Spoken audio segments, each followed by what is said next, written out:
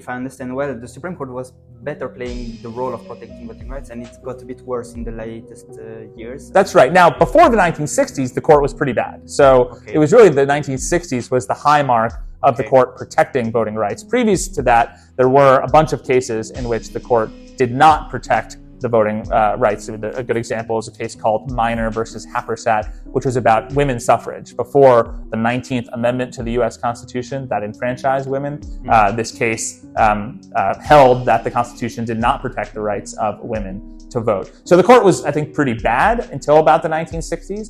And then we had the court do what I think it should be doing all along, which is actually protect voters in a series of cases. And then we started the backsliding again. But what's interesting about the past 40 or 50 years is that the court has not been explicit in what it's doing. It chips a little way here, a little way there, and now you look back 50 years later and you say, oh, now we can see this is what's happened. But the court, was at this high water mark in the 1960s and then slowly and incrementally started to get worse. And now we see the problems that it's created.